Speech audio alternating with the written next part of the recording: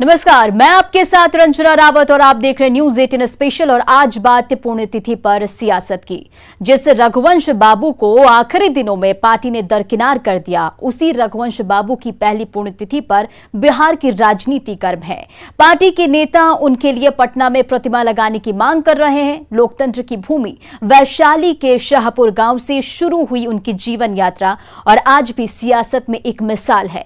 इस खास कार्यक्रम में आज हम आपको रघुवंश बाबू का सियासी सफर और उसके बाद की सियासत दिखाएंगे।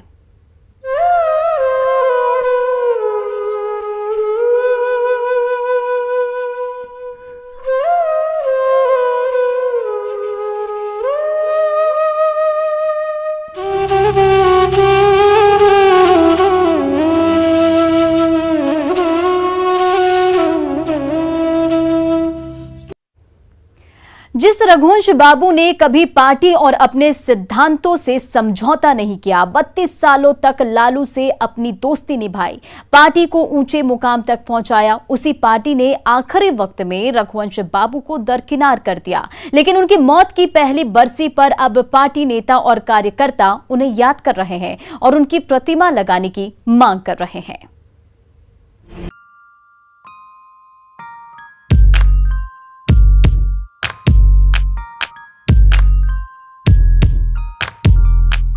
रघुवंश बाबू को जीते जी अपने अंतिम दिनों में पार्टी में सम्मान नहीं मिला। उनकी पहली बरसी पर पार्टी नेताओं और कार्यकर्ताओं के साथ सरकारी अमले का जमावड़ा लगा है।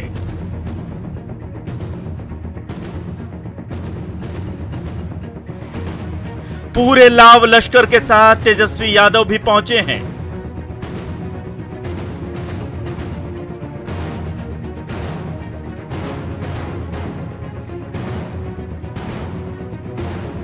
मंच सितारों से सजा है।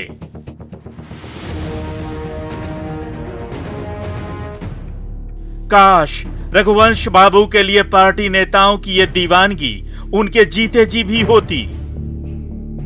जिस रघुवंश बाबू को जब पार्टी में थे तो उन्होंने इज्जत ही नहीं किया। जो हाल आज जगता बाबू का है, जो पहले रघुवंश बाबू का रहता था, और आज उनकी पुण्यतिथि में वो मुजफ्फरपुर जा रहे हैं, तो मेरा उनसे इतना ही आग्रह होगा कि कृपया कम से कम बुजुर्गों का सम्मान करें। कद्दावर समाजवादी नेता और पूर्व केंद्रीय मंत्री रघुवंश प्रसाद सिंह ने जीवन भर अपने सिद्धांतों से समझौता नहीं किया। न तो कभी झुके, न कभी डिगे।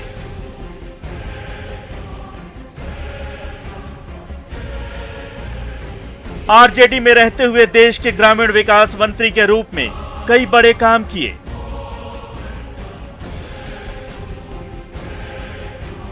उनके जीवन में कई उतार चढ़ाव आए, पर उन्होंने न कभी अपना रास्ता बदला और न ही खुलकर नाराजगी जताई।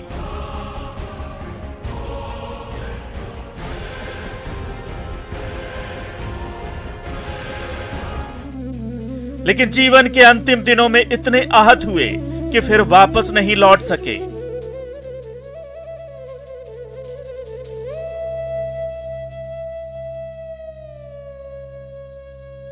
अब पहली बरसी पर पार्टी उन्हें सम्मान दिलाने की बात कर रही है, उनकी प्रतिमा लगाने की मांग कर रही है।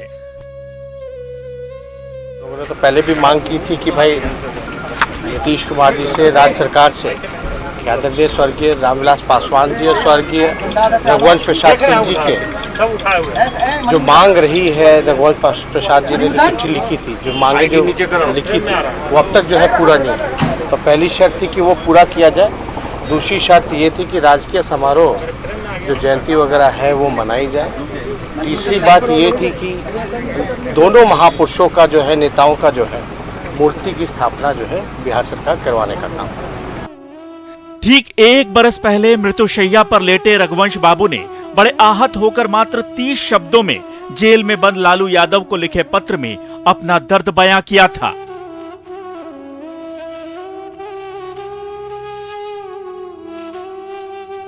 रघुवंश बाबू ने लालू यादव से क्षमा मांगते हुए पार्टी से दूरी बना ली।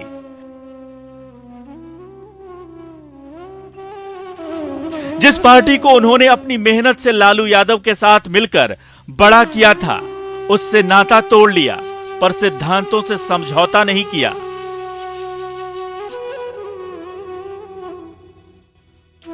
लेकिन तमाम विरोधों के बावजूद उन्होंने खुलकर मीडिया में अपना विरोध नहीं रखा।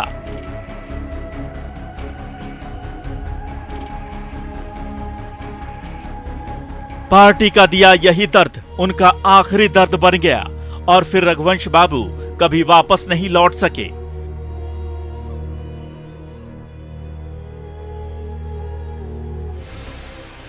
ऐसे में सवाल उठता है कि उनकी पार्टी के नेता उस वक्त कहां थे जब रघुवंश बाबू पार्टी में दरकिनार किए जाने के दर्द से बेहाल और निढाल थे।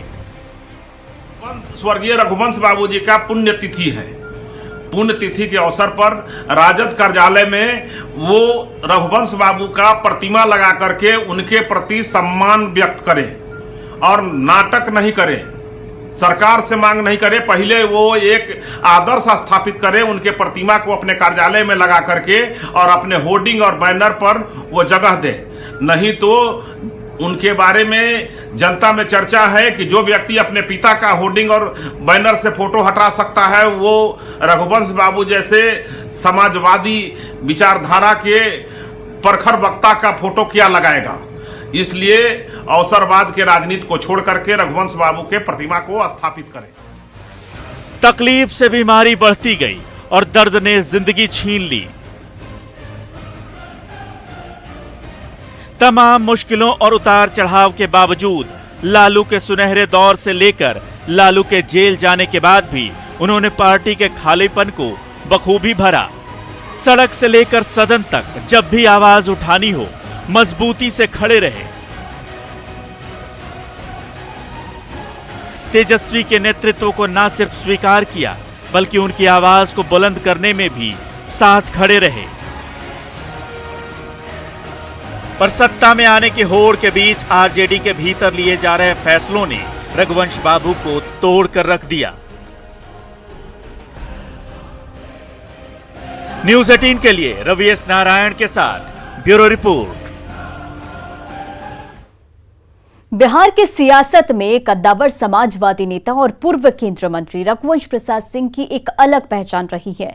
शुरू से ही समाजवादी आंदोलन से जुड़े रहे रघुवंश बाबू का जीवन सादगी और सरलता से भरा था। साल 1946 में वैशाली के शाहपुर गांव से शुरू हुई उनकी जीवन यात्रा साल 2020 में समाप्त हुई। सादगी और समाजवादी सिद्धांतों की राजनीति करने वाले रघुवंश बाबू ने बिहार की सियासत से निकलकर राष्ट्रीय राजनीति में भी अपनी अलग पहचान बनाई थी। रघुवंश बाबू के जीवन में कई उतार चढ़ाव आए। जीवन के आखिरी दिनों में पार्टी से नाराज भी हुए, लेकिन जन सरोकार और अपने सिद्धांतों से कभी समझौता नहीं किया।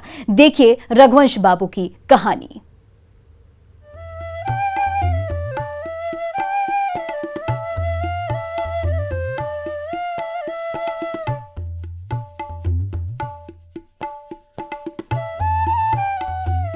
इसी खपरेल घर से रघुवंश बाबू की जीवन यात्रा की शुरुआत हुई थी।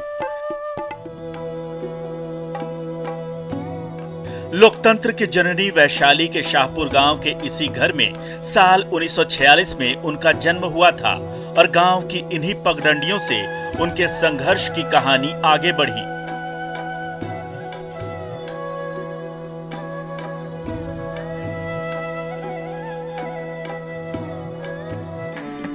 उनका यह कच्चा घर उनके जीवन यात्रा और संघर्ष की कहानी का मौन गवाह है। आज भी इस घर में उनके परिवार के लोग रहते हैं। वैशाली जिले का शाहपुर गांव, जहां पे रघुवंश बाबू जन्म लिए, और आपको बताते हैं कि ये वो घर है जो आप देख रहे हैं, खपड़ैल, जहां पे रघुवंश बाबू का जन्म हुआ और उनकी तमाम बचपना जो है वो गुजरा और उनकी पढ़ाई लिखाई और तमाम जो उनकी जिंदगी के जो सीख है वो यहाँ से सीखना उन्होंने शुरू किया। और आज भी देखिए एक खपड़े का ही है और ये पूरा घर है उनका, जहाँ पे पूरा परिवार जो है वो एक साथ यहाँ पे रहता था। उनका पूरा नाम था रघुवंश प्रसाद सिंह, लेकिन उनके चाहने वाले उन्हें रघुवंश बाबू के नाम से बुलाते थे। सादगी ऐसी कि केंद्रीय मंत्री बनने के बाद भी उन्होंने कोई आलीशान घर नहीं बनाया। रघुवंश बाबू की सादगी और अनुशासन के किस्से आज भी उनके गांव में प्रचलित हैं। ना कभी बड़े घर की चाहत, ना ऐशो आराम का शौक, एक कमरे में ही जीवन की सारी पूंजी और जरूरत का सामान।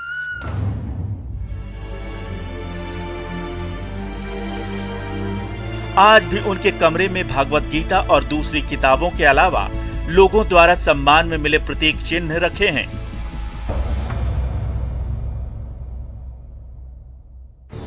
साथ ही वो तिरंगा भी है जिसमें लिपटकर उन्होंने अपनी अंतिम यात्रा पूरी की। रघुवंश बाबू के बचपन के ग्रामीण मित्र आज भी उनके काम और व्यक्तित्व को कबीर के दोहों और रामायण की चौपाइयों में सुनाते हैं। थी क्या थी, कब से थी? अपना फरीक है ना, रघुवंश बाबू अपना फरीक है, तो हम तो सब दिन जोड़ी हुई रहे। हाँ, महल वो मर गए, बहुत कोई तरह की उनके पास रोग बीमारी उमारी नहीं जा कही थी। भगे एक आदमी हमको भेंट हो गया है कोरोना वाला, वो बची आया बहुत देर, वही बीमारी रूप पे छाड़ दिया। क्या कह लीजिएगा साथ में ताकि जो लगता है हाँ वही क्या है, जो आदमी सब धरती पर रहते न है, महान रहते बुझली। उनका से केकरो कुछो न चल जाते, टहल चुले न पुलिस न कोई भी उनका साथ नहीं, परवाह आदमी। आजकल तो नेता ऐसे आतंकी है, बुझली। महान उनका कब से साथ रघुवंश बाबू के देखे थे अपने? आए कब से, कितना उम्र से? हम अपने के जमान रही तो ऊंचा पढ़ते रहत जी। 89 वर्ष के हमार उम्र हो रहा है। उनका कितना हो तन बउआ? 74-75 बस बुझ जाओ, 74-75। उनका पढ़े देख ले हो तब सात्विक विचार के रहते थे। लिफाफ उनका पास में न, वो करियक्का पैंट पहन कर मेट्रिक खिन। बचपन से होनहार छात्र रहे रघुवंश बाबू की प्राथमिक शिक्षा वैशाली में ही हुई। बाद में गणित विषय से ग्रेजुएशन के बाद पीएचडी भी की और फिर सीतामढ़ी के गोयनका कॉलेज में प्रोफेसर बने। रघुवंश बाबू के सियासी सफर की शुरुआत सीतामढ़ी में प्रोफेसर रहते ही हुई। समाजवादी विचार के रघुवंश बाबू को 1974 के जेपी आंदोलन ने प्रेरित किया और वो प्रोफेसर की नौकरी छोड़ आंदोलन में कूद पड़े। 1977 में बेलसंड से विधानसभा का चुनाव जीतकर रघुवंश बाबू पहली बार सदन पहुंचे। इसके बाद 1977 से 1990 तक वो लगातार चुनाव जीतते रहे और कर्पूरी ठाकुर के साथ समाजवादी राजनीति का मजबूत स्तंभ बने। 1990 में जब लालू मुख्यमंत्री बने तो दोनों का संबंध ऐसा बना जो उनकी मौत तक जारी रहा। 1996 में लालू प्रसाद यादव ने रघुवंश बाबू को पहली बार वैशाली सीट से लोकसभा का टिकट दिया और वो पहली बार संसद पहुंचे। इसके बाद लगातार 5 बार सांसद रहे। 2004 में यूपीए की सरकार में जब ग्रामीण विकास मंत्री बनाए गए तो ग्रामीण विकास के क्षेत्र में वो काम कर दिया जिसे आज भी याद किया जाता है। यूपीए सरकार के ड्रीम प्रोजेक्ट नरेगा को सफलतापूर्वक जमीन पर उतारा। 2009 में यूपीए 2 में आरजेडी सरकार में शामिल नहीं थी। बावजूद इसके कहा जाता है कि मनमोहन सिंह उन्हें मंत्री बनाना चाहते थे, लेकिन सिद्धांतों के पक्के रघुवंश बाबू पार्टी के सिद्धांत के खिलाफ नहीं गए। उनका सादगी, जुझारूपन और नीति सिद्धांत के प्रतिबद्धता और सादगी उनकी, और एक तरह से जो कर्पूरी ठाकुर जी के साथ शिक्षित प्रशिक्षित हुए थे उसका अंश उनमें था। और जो आज की राजनीति हुई है लाम काफ की, उससे वो बहुत दूर थे। कर्पूरी ठाकुर की झलक मिलती थी, गांव गंवई की भाषा का इस्तेमाल करते थे। और रघुवंश बाबू से हम लोगों ने कहा था कि इसका यहाँ पर गांधी मैदान में शिलान्यास करना चाहिए। सैकड़ों शिलापट बने थे रघुवंश बाबू आकर के, क्योंकि सवाल शिलापट और शिलान्यास का नहीं है, सवाल है उनका दर्द क्या था कि जो गांव के गरीब लोग हैं जो सड़कों पर नहीं चल पाते हैं, आज बहुत लोग इसका इसगान करते हैं, लेकिन इसका निजात, इसका प्रारंभ करने वाले श्री रघुवंश प्रसाद सिंह रहे। मनरेगा उनकी एक बड़ा ड्रीम। मैं कह रहा था उसके बाद मनरेगा, चूंकि मनरेगा योजना के माध्यम से गांव के जो गरीब हैं, मजदूर हैं, जो एकदम हैव नॉट हैं, ऐसे लोगों को वहां रोजगार देकर। रघुवंश बाबू ने राजनीति में कई उतार चढ़ाव देखे, पर उन्होंने कभी पार्टी नहीं बदली। लालू के सुनहरे दौर से लेकर लालू के जेल जाने के बाद भी पार्टी के साथ मजबूती से खड़े रहे, लेकिन जीवन के अंतिम दिनों में पार्टी के चंद फैसलों ने उन्हें अंदर तक आहत कर दिया। हद तो तब हो गई जब पार्टी ने पूर्व सांसद रामा सिंह को आरजेडी में शामिल करने का फैसला किया। सिद्धांतों से समझौता उन्हें बर्दाश्त नहीं था।